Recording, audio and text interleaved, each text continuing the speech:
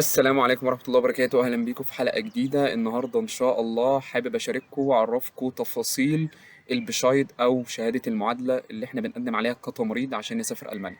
طبعا أول خطوة في مشوار السفر لألمانيا هو تعليم اللغة، فأنت بتتعلم اللغة وبعد كده مفروض إن أنت بتجهز مجموعة من الأوراق عشان تقدم على المعادلة.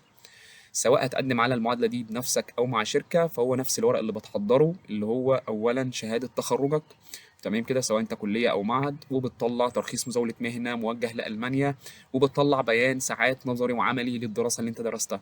طبعا عندنا في مصر في أنظمة كتير اللي هو دراسة التمريض. عندنا ناس بتكون معهد 5 سنين، في ناس معهد سنتين وبعدين بيكمل كلية، او بيبقى سنتين ويكمل تقني.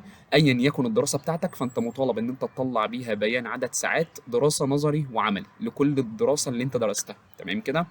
طيب بعد كده بتحضر شهاده ميلاد بتوثقها طبعا، وبتطلع كمان اللي هي شهاده خبره.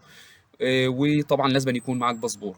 ده تقريبا كل الورق اللي انت بتحتاجه عشان تقدم على البشايط. طبعا الورق ده بعد ما بتخلصه بتبدا ان انت توثقه خارجيه عشان تبدا ان انت تترجمه الماني مع اي مترجم محلف عند السفاره الالمانيه في القاهره. هتلاقي في لسته على الموقع بتاعهم باسماء المترجمين المحلفين لو انت حابب تمشي المشوار لوحدك.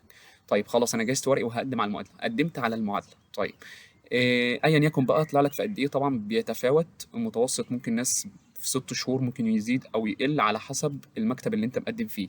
طيب استلمت البشاير بتاعك. اولا عشان بس نبقى فاهمين ان البشاير ما بيطلعش بعدد شهور معينه للدراسه، يعني مش بيبقى مكتوب لك في الورق بتاعه شهاده الاعتراف اللي هو البشاير، يعني انك مثلا وليكن الدراسه بتاعتك في الاعتراف او في المعادله هتكون مثلا 3 شهور او 6 شهور او كذا. هو ما بيحددش خالص. هو بيحدد لك عدد ساعات دراسة انت المفروض تدرسها هنا في ألمانيا عشان تعادل لنظام الدراسة هنا في ألمانيا. طيب عدد الساعات دي برضو مين اللي بيحدد بقى؟ تعمل معادلة في 3 شهور، في 6 شهور أو أكتر من كده؟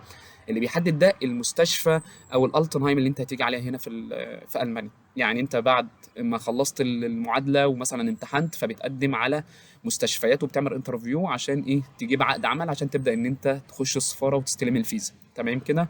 فخلاص اللي هيحدد بقى انت تعمل المعادله في قد ايه المكان اللي انت رايح عليه. لان كل مكان هنا او كل مؤسسه هنا في المانيا سواء مستشفى او التنهايم بيبقى عامل زي تعاقد مع مدرسه بتدي اللي هو المعادله. كل مدرسه وليها نظام، زي ما بنقول عندنا في مصر ان كل شيخ وليه طريقه. ففي مدارس ممكن تديك المعادله في 3 شهور، في مدارس ثانيه تديك في 6 شهور، وفي مدارس ثانيه ممكن تديك في اكتر من كده.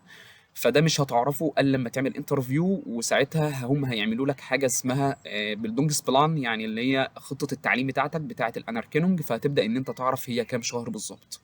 وده كان كل حاجه او كل تفاصيل تخص البشايد، واشوفكم ان شاء الله في حلقه جديده، والسلام عليكم ورحمه الله وبركاته.